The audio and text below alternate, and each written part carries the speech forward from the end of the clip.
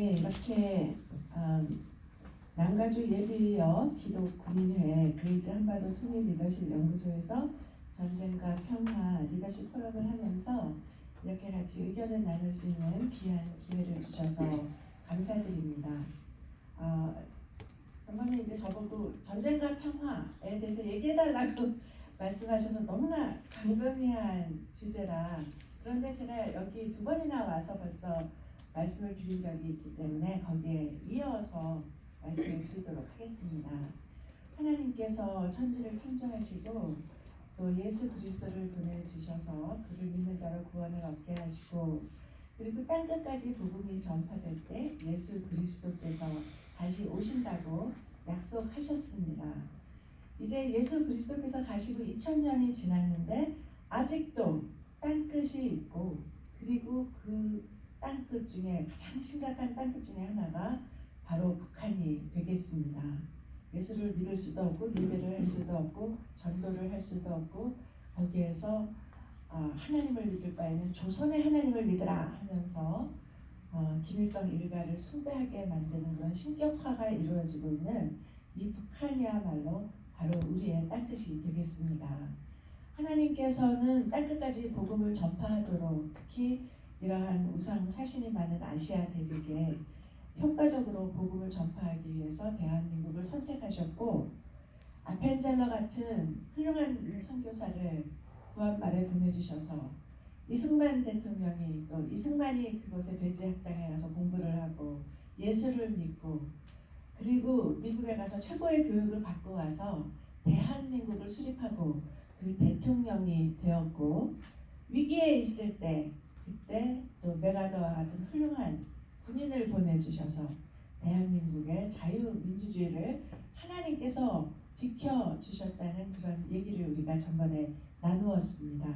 그리고 방금 우리 노세영 박사님께서 말씀하신 것처럼 하나님께서는 거룩한 용사이시며 그를 믿는 자들을 위해서 전쟁을 수행하시는, 그리고 지금도 그 전쟁을 수행하고 계시는 하나님이십니다. 우리는 단지 잠잠히 있어 그가 하나님이심을 알고 하나님께서 이 전쟁에서 승리하시는 것을 우리가 기도로 우리가 하나님과 함께 동행을 해야 되겠습니다.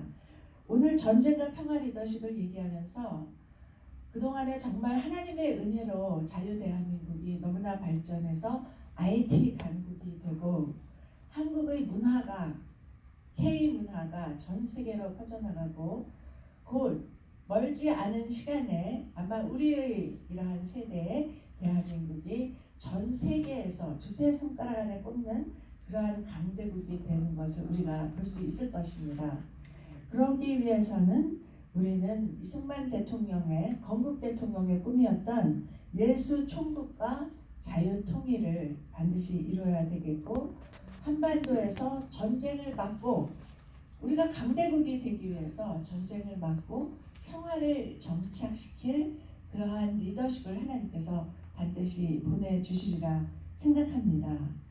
그래서 한반도에 이렇게 전쟁을 막고 평화를 가져올 수 있는, 예수 총국을 이루고 자유 통일을 이룰 수 있는 그러한 리더십에 대해서 제가 8분 안에 발표할 수 있는 내용을 생각해 보았습니다.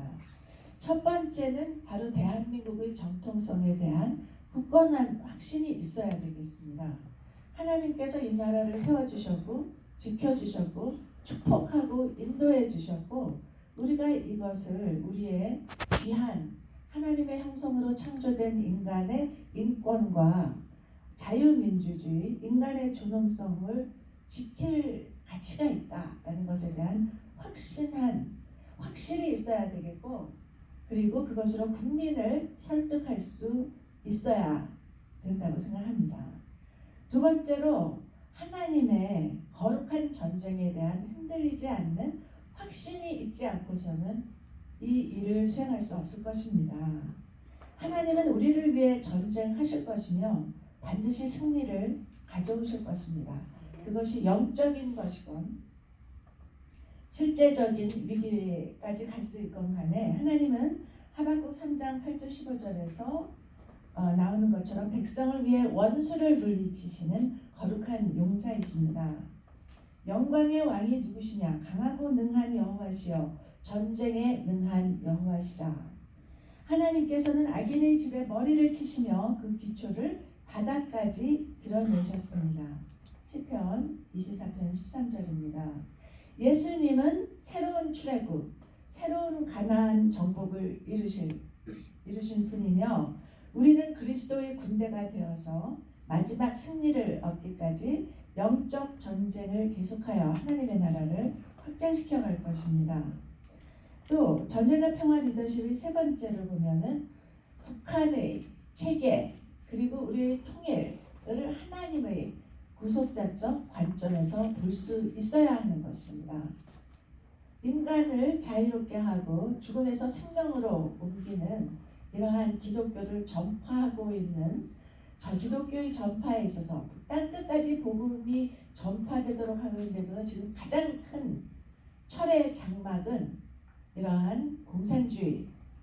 마르크스가 공산주의를 시작했을 때 그의 제일 첫 장에 나오는 얘기가 공산주의 비판은 기독교 비판에서 시작한다. 인간은 자기의 형상을 따라 창조한 하나님의 주의를 맴도는 것을 벗어나서 인간 중심적인 세계관을 가져야 한다는 것이 마르크스의 생각이었고, 공산주의가 전파된 곳마다 종교는 인민의 아편이라고 하면서 혹독한 종교의 탄압, 기독교의 탄압이 있었던 것입니다.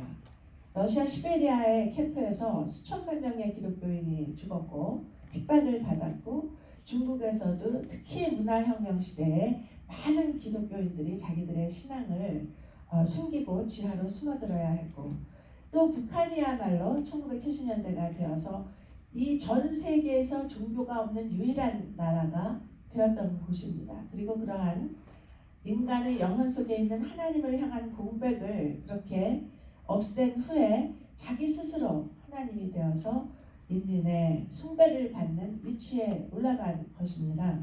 그래서 하나님께서 북한을 어떻게 보고 계시는지, 하나님께서 어떻게 하실 것인지 그것에 대한 우리가 확실한 믿음을 가져야 되는 것입니다.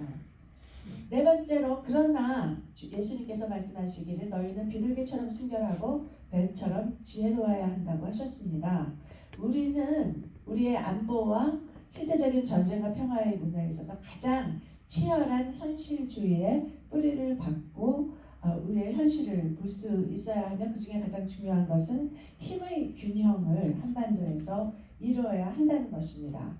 북한은 계속 이렇게 가공할 만한 핵무기를 개발하고 있는데 남한은 핵무기가 없고 오직 미국의 핵 우산에 의존하고 있으나, 그러나 정말 역사의 현실을 볼 적에 이렇게 언제까지 우리가 미국을 100% 우리의 생존을 위해서 의지할 수 있을까 하는 것은 거기에는 언제나 위험이 존재할 수 있는 것이고, 우리가 한미 동맹을 강화해야 되고 그러한 리더십을 선택해야 되지만, 한편 여기에 어떠한 차질이 있을 경우에 한반도의 평화를 보수할 수 있는 그러한 힘의 균형을 반드시 갖춰야 한다는 것이고, 저는 한국이 핵무장을 해야 되고 저희 개인적인 의견은 그것을 미국이 동의해야 한다라고 저는 언제나 생각하고 있었습니다.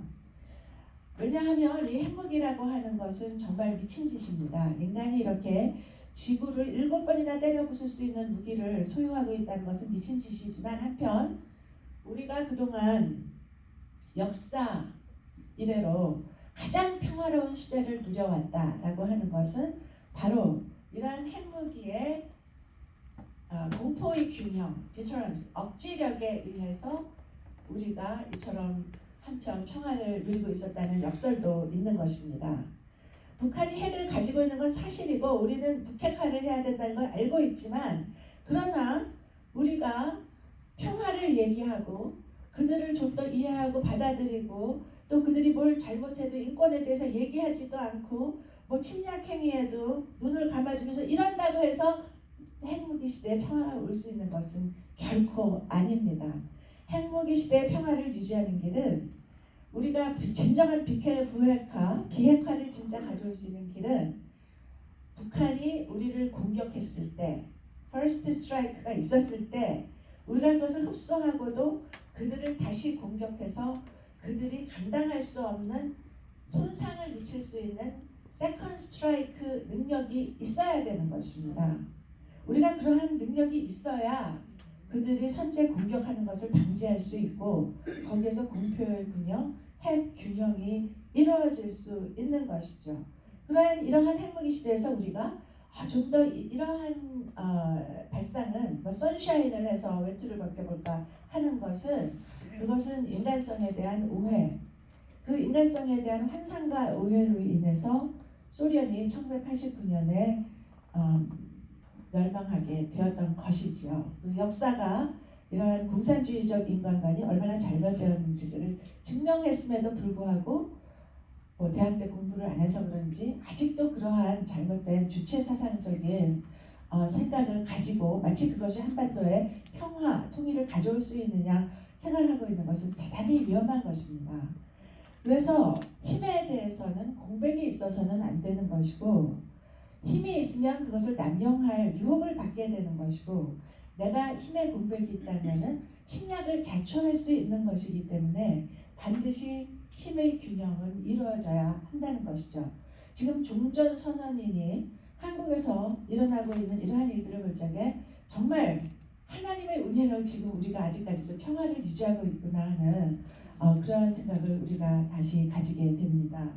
그래서 우리가 미국에서 큐바 미사일 크라이시스가 1963년에 있었을 때도 후르시초프가 큐바에 핵무기를 가져다 놨는데 그때 케네디 대통령이 핵전쟁도 불사한다고 해서 그것을 철수한 것이지 후르시초프에게도 이유가 있었을 것이고 이런 식으로 이해를 하고 대화를 해서 그 핵이 철수된 것은 아니었습니다. 평화라고 하는 것이 내가 나 평화주의자라고 해서 평화가 오는 것이 아니죠. 2차 대전 때에도 영국의 수상 챔버린 수상이 유화 정책을 피면서 히틀러가 폴란드를 침공하는데 이것만 받아주면 거기서 그칠 수 있을 것이다 라고 생각을 했습니다. 그러나 히틀러는 진정한 침략자였고 그러한 유화 정책을 밟고 올라서서 그는 끝까지 유럽에 대해서 그러한 위협을 주어서 수천만 명이 사망했고 1차 대전, 2차 대전으로 인해서 유럽은 세계의 중심사에서 사라져갔던 그 일면에는 바로 그런 평화주의, 이러한 유화주의적인 것이 침략자를 막지 못했던 그런 역사도 있는 것입니다. 그래서 평화를, 선샤인을 얘기한다고 해서 평화를 오는 게 아니고 또 전쟁을 불사한다고 해서 전쟁이 일어나는 것이 아닌 그러한 핵무기의, 핵체제의 역설적인 시대에서 우리가 살고 있으면서 우리는 치열한 현실주의가 되어야 된다. 소련이 1989년에 몰락한 이면에 무엇이 있었을까? 레이건 대통령이 미국의 재무장을 하면서 결국 이러한 아임스 레이스에서 군비 경쟁에서 소련이 GNP를 25%를 써도 미국을 따라갈 수 없는 지경에서 그들의 경제가 몰락하였던 그러한 역사도 있는 것입니다. 그래서 우리는 현실주의적으로 우리의 대한민국에 하나님께서 주신 소중한 자유 대한민국의 자유를 지키고 또한 이곳의 평화를 이루기 위해서는 핵전쟁도 불사하는 그러한 태도, 바로 그것이 핵전쟁 시대에 핵을 막을 수 있는 평화를 가져올 수 있는 방법이라는 것을 말씀을 드립니다. 또한 다섯 번째로는 그러나 전쟁은 하나님께 속하신 것입니다. 우리 인간이 인간을 뜻으로 계획하고 하는 것이 아니라 하나님은 반드시 어떤 방법으로든 이 전쟁에서 이기시고 그곳에 다시 옛날에 1907년 평양의 부흥, 동방의 예루살렘이라 불렸던 평양의 부흥이 다시 가져오게 하실 것입니다. 그래서 다섯 번째로 우리는 북한의 형제 자매에 대한 우리가 이 정권, 자신을 신격화하는 정권이 반드시 하나님이 그것을 하나님의 전쟁을 하실 거라고 믿지만 북한의 형제 자매에 대한 하나님의 마음, 사랑으로 우리가 북한의 형제 자매를 섬길 수 있어야 될 것입니다. 자, 통일이 되고 나서 우리가 북한에 가서 점령군의 형세를 하면서 부동산 투기를 하고 또 이런 나쁜 문화를 전파하고 이런 일은 없어야 되겠고, 교회가 통일 이후의 사회에 어떻게 우리가 겸손하게 그들을 존중하고 사랑하고 그들과 같이 되어서 함께 먹고 자고 대화가 통하고 섬기면서 하나님께로 인도할 수 있을 것인가? 전쟁은 하나님께 속한 것이며 우리는 기도의 손을 내려놓지 않을 것입니다. 예수님이 다시 오실 때 새 하늘과 새 땅에 다시는 전쟁이 없는 평화가 있을 것입니다. 그러나 그때까지 우리가 아마겟돈의 최후의 전쟁까지는 인류 역사의 전쟁은 결국 전쟁으로 인해서 얻어지는 것이 더 평화보다 소중하게 생각되는 그런 지도자들이 있다면 전쟁의 역사는 계속될 것입니다. 그때까지 예수 그리스도가 다시 오실 때까지 우리는 자신이 속한 곳과 또 사회와 세계의 영적인 전쟁에서 그리스도의 군사로서 거룩하신 용사이신 하나님과 믿음으로 동행하면서 최후의 마지막 승리를 얻을 때까지 하나님의 나라를 확장시켜 나가야 할 것입니다. 감사합니다.